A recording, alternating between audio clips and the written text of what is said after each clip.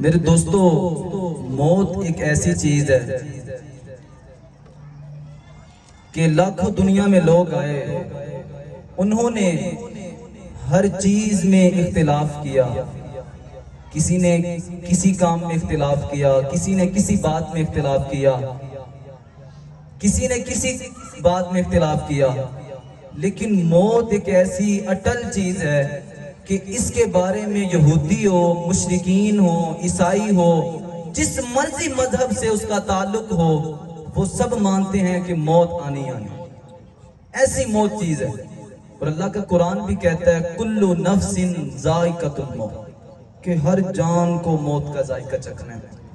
یہ ایونٹ رکھا تھا نا، تو یہاں پہ دوسرے جیسے ہوتے ہیں ایونٹ ویسے رکھا جا سکتا تھا، تو یہ میسر بھی تھا، لیکن نہیں رکھا. اس کی وجہ یہ ہے کہ میرے دوستو، یہ ہماری رسومات نہیں ہے، یہ ہمارے کام نہیں ہے. ہمارا مسلمانوں کا طریقہ کیا ہے؟ ہم اپنے طریقے سے ہٹ گئے ہیں، اور یہی وجہ ہے کہ آج زمانے کے اندر ہم رسوا ہو رہے ہیں. یہ ساری رسومات ہماری نہیں ہیں، ہم نے تو غیروں کی رسومات اختیار کی ہوئی ہیں. آپ یقین جانیے، آپ قرآن کے مطابق، حضور کے فرمان کے مطابق اپنی زندگی کو چلائیں تو صحیح. دیکھیے گا زندگی کے اندر بہار کیسے آتی ہے، ہمارے گھروں کے اندر بہاریں کیسے آتی ہیں. تو یہ ہمارے گھروں کے اندر بھی نحوستیں ہیں، اور ہمارے اس ملک کے اندر بھی دیکھ لیں، آج ہر بندہ پریشان ہے. کوئی کہہ رہا ہے یہ مصیبت ہے، کوئی کہتا ہے یہ پریشانی ہے. تو یہ ساری پریشانیاں، مصیبتیں ختم ہو جائیں گی تب ہوں گی کہ جب ہم صحیح طرح اپنے اسلام کے دامن کو تھام لیں گے. اور اللہ کا قرآن کہتا ہے یا ایھا الذین آمنوا ادخلوا فی السلم کافہ، اے ایمان والو اسلام میں پورے کے پورے داخل ہو جاؤ. یہ جو آج کل ہم ٹچ والا یہ طریقہ کار اختیار کیا ہے، ہم یہ کر لیتے ہیں وہ نہیں کرتے ہیں. وہ کہتے ہیں یار چلو کوئی نہیں، شادی کا ماحول ہے یہاں پہ کر لیتے ہیں، بعد میں خیر ہے، بعد میں چلو کوئی ہم نمازیں پڑھ لیں گے، چلیں شادی ہے مولوی صاحب تو ہمیں کیوں پتا، اتنا کچھ تو ہونا چاہیے ہمیں نا. یار آپ کو نہیں پتا ہے کہ آپ کس محبوب کے امتی ہیں، اور وہ محبوب آپ کے لیے کتنی مشقتوں کے ساتھ قیامت والا دن ہوگا کہ سارے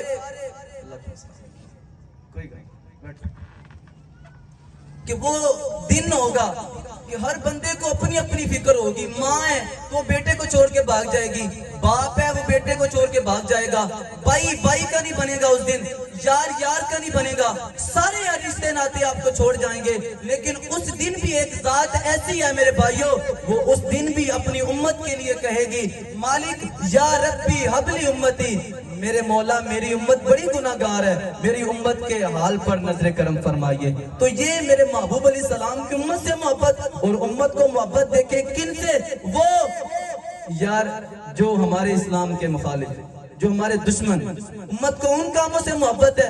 وہ امت کیسی ہے؟ وہ امت نہیں ہے. آپ بڑی محبت سے میں آپ سے گزارش کر رہا ہوں، یہ جو ساری رسومات ہیں ان کو ختم کریں، ان کا اسلام کے ساتھ کوئی تعلق نہیں ہے. اور ہم یقین جانیے جس دن ہم نے یہ قرآن و سنت کو تھام لیا نا، محبوب علیہ السلام کے طریقہ کار کو تھام لیا، اس دن دیکھیے گا یہ پاکستان ایک سپر پاور پوری دنیا کا بن جائے گا.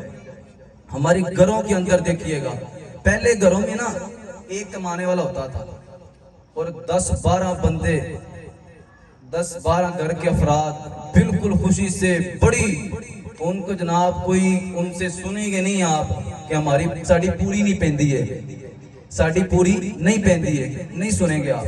ہمارے بڑے جو تھے نا وہ کیلے وہ کام کرتے تھے، اور گھر کے 10-12 افراد کو وہ پال لیتے تھے.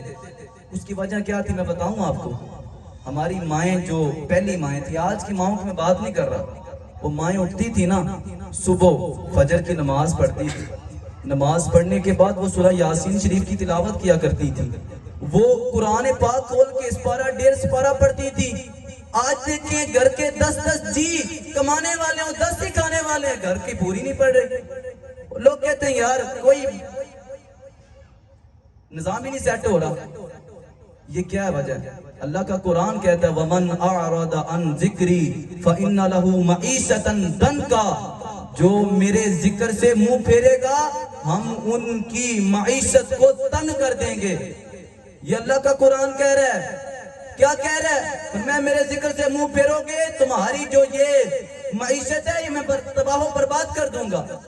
تو یہی وجہ ہے ہم نے حضور کی جو اسوہ حسنہ اس کو چھوڑا ہوا ہے اور ہم غیروں کے طریقے کو پکڑے ہوئے ہیں. غیروں کے طریقے کو پکڑے ہوئے ہیں, حضور کے طریقے کو چھوڑا ہوا ہے. اور یار اس کائنات کے اندر سب سے بڑی اگر کوئی پرسنالٹی والی شخصیت ہے, اگر کوئی عزت والی کوئی امپورٹنٹ شخصیت ہے, وہ آپ کے اور میرے آقا مولا ہے. ہمارے آقا مولا سب سے زیادہ امپورٹنٹ ہے ہمارے لیے. ہماری جو طریقہ کار ہے وہ ہمارے پیارے آقا کی طرح ہونا چاہیے. ہمارے پیارے آقا کی طرح ان کی سنت کے مطابق ہمارے طریقہ کار ہونا چاہیے.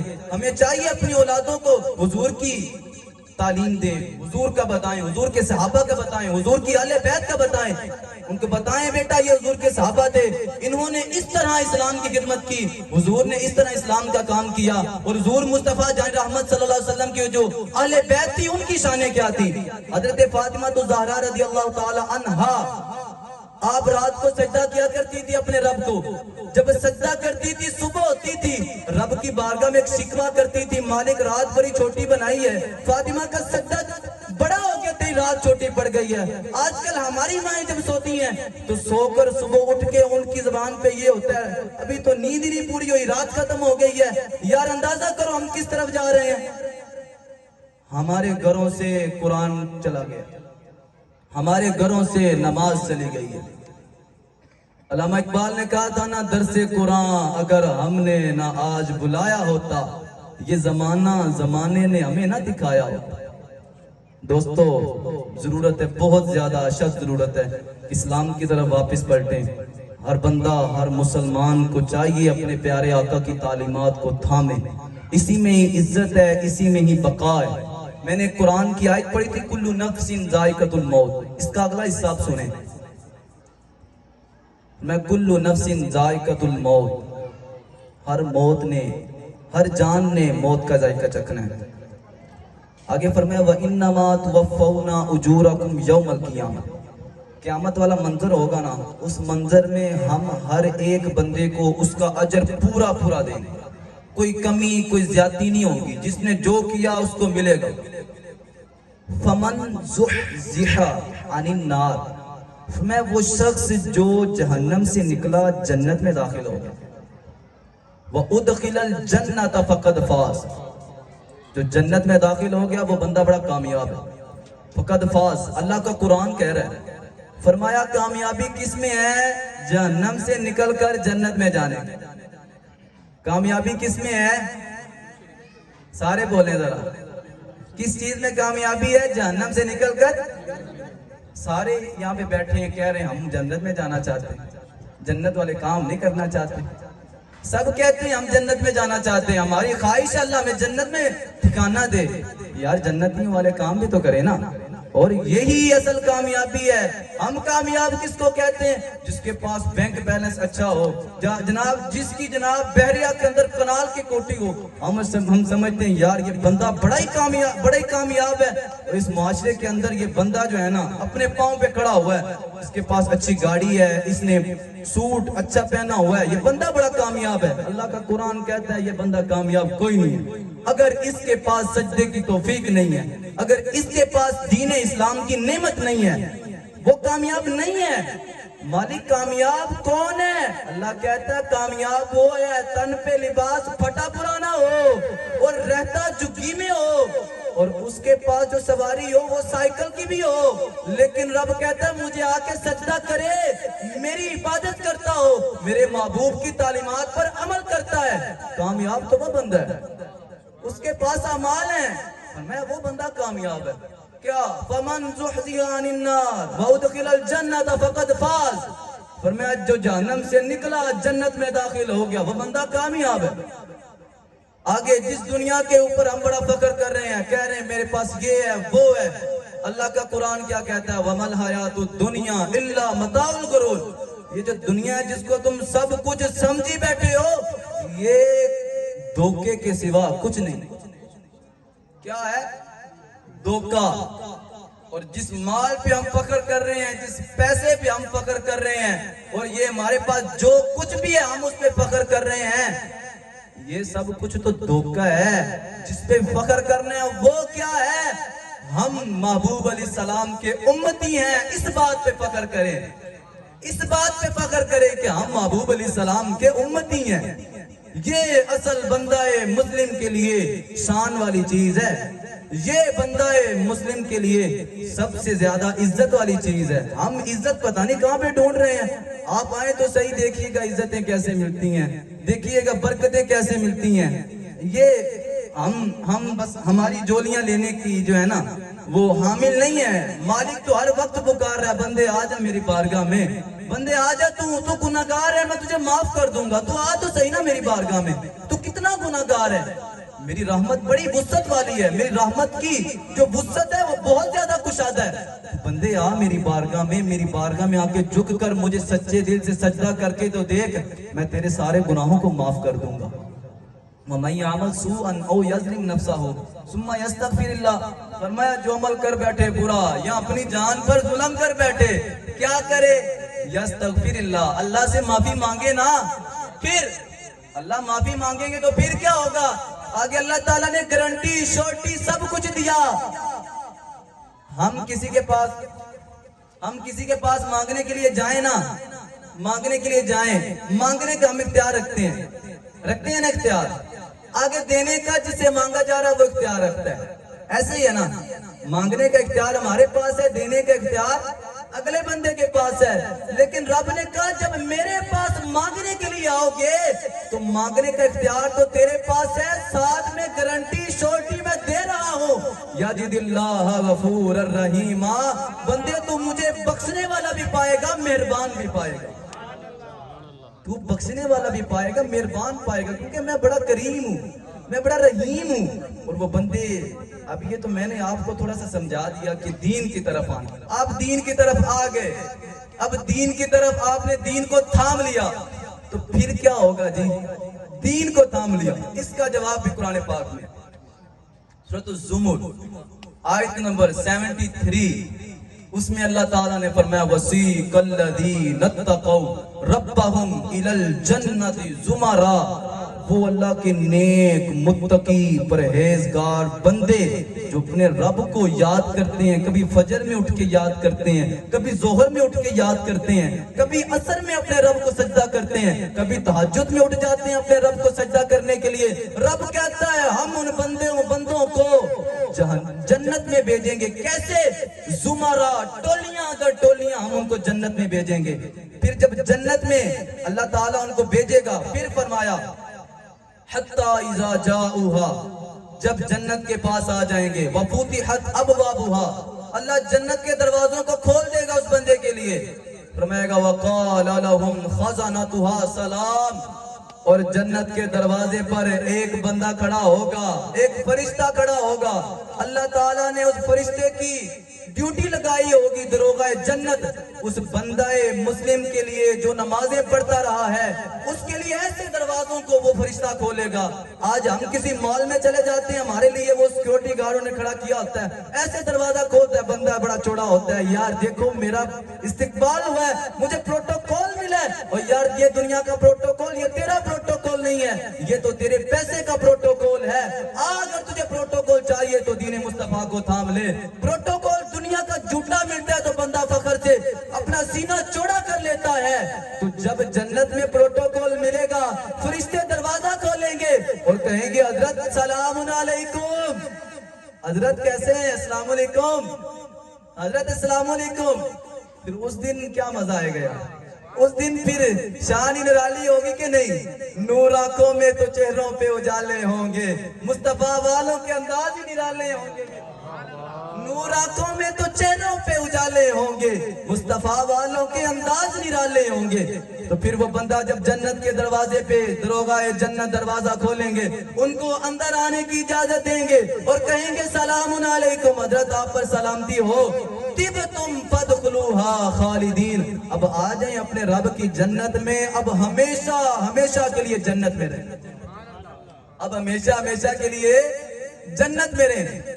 حدیث پاک میں آتا ہے جب بندہ نا اللہ جنت عطا کرے گا نیک اعمال کے سبب، حضور کی محبت کے سبب، حضور کی آل بیت سے محبت کرنے کے سبب، حضور کے صحاب سے محبت کرنے کے سبب، تو وہ بندہ جب جنت میں جائے گا نا اور اللہ کی بارگاہ میں ایک عرض کرے گا، مالک جو میں نے عمل کیے تو نے مجھے اتنا بڑا اجر دیا ہے، اتنا بڑا اجر مالک دیا ہے، مجھے پتا ہوتا میرے اعمال پہ مجھے یہ جنت ملنی ہے، مالک میں ساری زندگی سجدے میں پڑا رہتا، مالک تجھے سجدہ ہی کرتا رہتا، مالک اب ایک عرض ہے میری، مجھے دوبارہ دنیا میں بھیجیں، میں دوبارہ دنیا میں جاؤں گا، ساری زندگی سجدے سے سر نہیں اٹھاؤں گا، مالک ایک موقع دے دے۔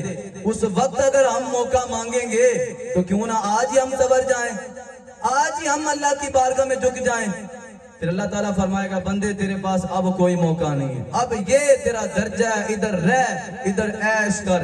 پھر آگے بندہ کیا کہے گا؟ وہ بندہ جو جنت میں چلا جائے گا اس کا بھی اللہ کے قرآن نے بیان کیا، وَقَالُ الْحَمْدُ لِلَّهِ الَّذِي صَدَقَنَا وَعْدَهُ۔ وہ بندہ اللہ کی بارگاہ میں عرض کرے گا، جب جنت میں داخل ہو جائے گا، اس کو پروٹوکول مل جائے گا، وہ بندہ اللہ کی بارگاہ میں عرض کرے گا، مالک تیرا بڑا شکر ہے، بڑا شکر ہے مالک، تو نے میرے ساتھ جو مالک وعدہ کیا تھا نا، آج میرا وہ وعدہ پورا ہو گیا، آج میرا وہ وعدہ پورا ہو گیا، صدقنا وعدہ، مالک تو نے اپنا وعدہ سچا کر دیا ہے، وَأَوْرَثَنَا الْأَرْضَ نَتَبَوَّأُ مِنَ الْجَنَّةِ، مالک تو نے مجھے جنت کی جو زمین ہے جہاں پہ میں بیٹھا ہوں، تو نے مجھے اس کا وارث مالک بنا دیا ہے۔ آگے اللہ تعالیٰ فرمائے گا، سنا شاہ بندے تجھے مالک بنا دیا، اب جہاں تیرا دل کرتا ہے چلا جا، جہاں دل کرتا ہے جا۔ فَنِعْمَ أَجْرُ الْعَامِلِينَ، ہم اسی طرح اجر دیتے ہیں عمل کرنے والے بندے کو۔ میں نے کہاں سے بات شروع کی تھی؟ کُلُّ نَفْسٍ ذائقۃ الموت، جب قبر میں چلے جانا ہے نا تو یہ قبر کا منظر بڑا خوفناک ہے۔ حضرت عثمان غنی رضی اللہ تعالیٰ عنہ آپ کے والے سے آتا ہے، آپ قبرستان جاتے تو اونچی اونچی آواز سے زارو کتار آپ چیخ و پکار کے ساتھ روتے تھے قبرستان جا کے۔ کون؟ حضرت عثمان غنی، صحابی بھی وہ کہ جن کے نکاح میں حضور کی 2 شہزادیاں ہوں، حضور نے دنیا میں جنت کی خوشخبری بھی دی ہو، عثمان تو جنتی ہے، حضور نے دنیا میں کیا بشارت دی ہو کہ عثمان تو بولے میں آپ کو بات سمجھانا چاہتا ہوں، حضور نے دنیا کے اندر حضرت عثمان غنی کو یہ بشارت دی، عثمان تو جنتی۔ عثمان غنی پھر بھی قبرستان جا کے زارو کتار روتے ہیں، ہمارے پاس ہے بھی کچھ نہیں ہے، ہم پھر ویسے کے ویسے، ہم قبرستان میں دفن کرنے کے بعد وہاں پہ گھر آتے ہیں تو آپ آ کے پھر ہمارے وہ جو معاملات ہوتے ہیں وہ پہلے کی طرح ہی ہوتے ہیں، پتہ نہیں ہم نے کچھ کیا ہی نہیں ہے۔ اللہ کے بندو، آپ یہ جو قبرستان میں جانا ہے یہ موت کی یاد دلانا ہے، اور یہ میں بتاتا ہے کہ یہ جا رہا ہے، اس کے بعد تیری بھی باری آنی ہے۔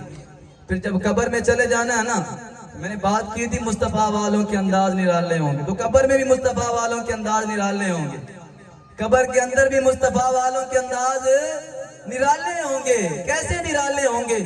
وہ بندہ جس نے تو ادھر کچھ کیا ہی نہیں ہے، عمل ہی چنگے نہیں ہیں، وہ جب جائے گا قبر میں، حضور پوچھیں گے ما کنت تقول فی ھذا الرجل، اے بندے بتا یہ جو سامنے شخصیت کھڑی ہیں ان کے بارے میں کیا جانتا ہے؟ بندہ کہے گا لا ادری، میں نہیں جانتا۔ حدیث پاک کے الفاظ ہیں، میں آپ کو حدیث پاک بخاری شریف کی سنا رہا ہوں، جو حدیث کی کتب کے اندر سب سے وزنی، جو جس کی سند کو پختہ جانا جاتا ہے وہ بخاری شریف ہے، اس میں یہ روایت مذکور ہے۔ تو بندہ کہے گا لا ادری، میں نہیں جانتا یہ کون ہے۔ تو پھر فرشتے، اللہ حکم دے گا فرشتوں اس کو پکڑو، اس کو لوہے کے ہتھوڑے سے مارو۔ فرشتے لوہے کے ہتھوڑوں سے اس بندے کو ماریں گے، پھر اللہ کا حکم آئے گا اس کو گھسیٹتے ہوئے جہنم میں لے جائیں۔ یہ ہے جس نے چنگے عمل نہیں کیے، تو یہ تو بات تھی غیروں کے لیے، اپنوں کے لیے تو یہ بات نہیں تھی نا، اپنے تھوڑی کہیں گے ہم نہیں جانتے۔ جب ہمارے سامنے حضور کی شخصیت ہوں گی، فرشتے پوچھیں گے ما کنت تقول فی ھذا الرجل، بندے بتا تو صحیح ان کے بارے میں کیا کہتا تھا؟ تو اعلیٰ حضرت کہتے ہیں پھر ہم تو کہیں گے نا تیرے تو وصف ہے بے تناہی سے ہے بری، حیران ہوں میرے شاہ میں کیا کیا کہوں تجھے، ارے سرور کہوں کہ مالک و مولا کہوں تجھے، باغ خلیل کا گل زیبا کہوں تجھے، ہم تو پھر یہ کہیں گے نا۔ اور پیر نصیر الدین نصیر شاہ صاحب گولڈا شریف کے تاجدار، آپ نے تو کمال کی بات بات کی نا, آپ کہتے ہیں جب مجھ سے پوچھا جائے گا بتاؤ حضور کے بارے میں کیا جانتے ہو, اور حضور کا ہر محبت کرنے والا بندے کا یہی اس دن جواب ہوگا. پیر نصیر الدین نصیر شاہ صاحب کہتے ہیں جب مجھ سے پوچھا جائے گا بتاؤ حضور کے بارے میں کیا کہتے تھے, تو پیر نصیر الدین نصیر شاہ صاحب فرماتے ہیں میں کہوں گا قبر میں جب سرکار آئیں تو میں قدموں میں گروں, قبر میں جب سرکار آئیں تو میں قدموں میں گروں, گر فرشتے سر اٹھائیں تو میں ان سے یوں کہوں پائے ناز سے اے فرشتوں کیوں کر اٹھوں, مر کے پہنچا ہوں یہاں اس دلربا کے واسطے, میں تو آیا ہی انہی کے لیے ہوں, ان کے بارے میں پوچھتے ہو. سرور کہوں کہ مالک و مولا کہوں تجھے, باغ خلیل کا گل زیبا کہوں تجھے. ہم تو دنیا میں بھی یہی نعرہ لگاتے رہے سب سے اولا و اعلیٰ ہمارا نبی, سب سے بالا و اعلیٰ ہمارا نبی. ہماری تو زبان پہ ترانہ ہی مصطفیٰ جان رحمت کا تھا. تو پھر دیکھیے اللہ تعالیٰ کیسے کرم فرمائیں گے, اور حضور علیہ السلام کی نگاہ عنایت کیسی ہوتی ہے. اللہ تعالیٰ ہمیں پھر حضور کی برکت سے ہمیں بڑے اونچے اونچے عرفہ اور اعلیٰ مقام عطا فرمائے گا. اور وجہ ایک ہی ہے, ساری جو گفتگو کا لب لباب یہ ہے کہ حضور کی غلامی میں آ جائے. اگر حضور کی غلامی میں آ گئے نا تو یہ ساری دنیا آپ کے تابع ہو جائے. آج آپ جن سے عزتیں مانگ رہے ہیں نا, عزتیں ملتی نہیں ہیں, ان سے بھی عزتیں ملیں گی. کب؟ اس کے لیے شرط ایک ہی ہے, محبوب کے در پہ آنا, حضور کے غلامی کرنی پڑے گی. جنہوں نے حضور کی غلامی کی ہے نا ان کو پتہ ہے کیا مقام ملے ہیں. غازی علم الدین آج بھی چلے جائیں ان کے مزار پہ, یہ میانی صاحب ان کے قبرستان میں وہ مدفون ہیں. غازی علم الدین شہید رحمت اللہ علیہ, جب آپ نے حضور کی غلامی کی, اس گستاخ کو واصل جہنم کیا, تو پھر آپ کے جنازے کا منظر دیکھنے والا تھا. آپ دور نہ جائیں, علامہ خادم حسین رضوی دیکھ لیں, آپ کے سامنے یہ منظر ہے. وہ کیا تھی وجہ؟ بس کی محمد سے وفا تو نے تو ہم تیرے ہیں, یہ جہاں چیز کیا ہے لوح و قلم تیرے ہیں. اور وہ غازی علم الدین شہید کہ بیٹا بھی ترخان کا ہو, کچھ پاس بھی نہ ہو, کچھ پرسنالٹی نہ ہو, لیکن جب سودا ادھر سے لگا, جب بازار مصطفیٰ پہ سودا لگا تو پھر قیمت ایسی تھی کہ بڑے بڑے مالدار وہ قیمت نہ دے سکے. یہ قیمت پڑی غازی علم الدین شہید رحمت اللہ علیہ کی. پھر آپ وہ شخصیت تھی علامہ اقبال جیسی شخصیات, آپ قدموں میں کھڑے ہیں. پیر جماعت علی شاہ صاحب آپ قدموں میں کھڑے ہیں. پیر جماعت علی شاہ صاحب پاؤں چومتے ہیں غازی علم الدین شہید کے. تو جنازے میں جو لوگ ہوتے ہیں وہ کہتے ہیں حضرت آپ نے کیا کیا, آپ ایک سید زادے کے بیٹے ہیں, حضور کی آل ہیں, آپ نے پاؤں چوم لیے.